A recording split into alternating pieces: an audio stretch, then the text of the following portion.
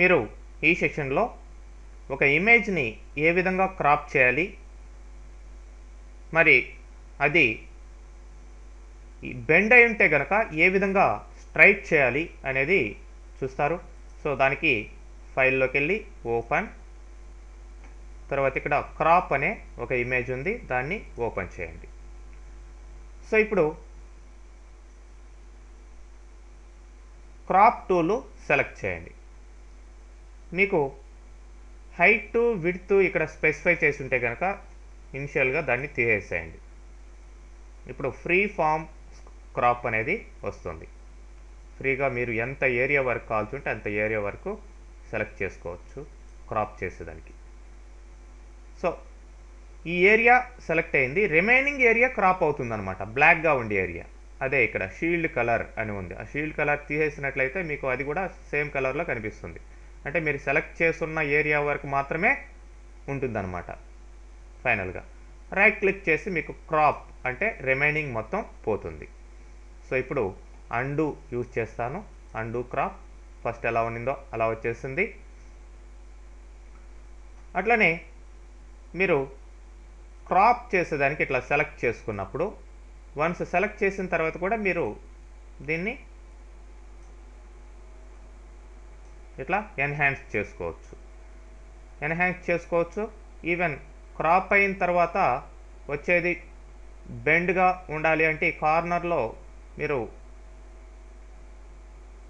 కార్నర్లో పెట్టండి. కరెక్ట్గా కార్నర్లో పెట్టి డ్రాగ్ చేస్తే మొత్తం ఇంక్రీజ్ అవుతుంది, డ్రాగింగ్ కాదు, ఇట్లా బెండ్ అయినట్టు వస్తుంది. ఎస్, ఇప్పుడు సో ఇప్పుడు బెండ్ అయిన పిక్చర్ వస్తుంది అనమాట. సో క్రాప్ అనండి. ఓకే, అట్లా. మరి మీకు కంట్రోల్ జెడ్ యూజ్ చేస్తున్నాను. ఫస్ట్ ఎలా ఉందో అలా వచ్చేస్తుంది. రేషియో కావాల్సింటే ఇచ్చుకోవచ్చు. విడ్త్ 4 ఉంటే హైట్ 6 ఉండాలి అనే రేషియో ఇచ్చామనుకోండి. ఇప్పుడు మనం సెలెక్ట్ చేసుకున్న దాంట్లో ఎక్కడ సెలెక్ట్ చేసినా సరే చూడండి ఏ రేషియో ఉంది, విడ్త్ 4 ఉంటే హైట్ 6 ఉంది. మీరు హైట్ ఇంక్రీజ్ చేసే కొద్దీ విడ్త్ కూడా ఇంక్రీజ్ అవుతూ ఉంటుంది, అంతే. మీ ఇష్టం వచ్చినట్టు ఫ్రీ ఫామ్లో వచ్చేదానికి లేదు. మీరు వన్స్ సెలెక్ట్ చేసిన తర్వాత ఇట్లా ఏ ఏరియా కావాల్సి ఉంటే ఆ ఏరియాకి మూవ్ చేసుకోవచ్చు. ఓకే, నెక్స్ట్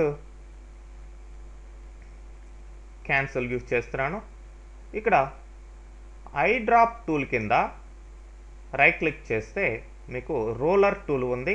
దీని ద్వారా ఇమేజ్ని స్ట్రైట్గా ఉంచేదానికి మనం ట్రై చేయొచ్చు.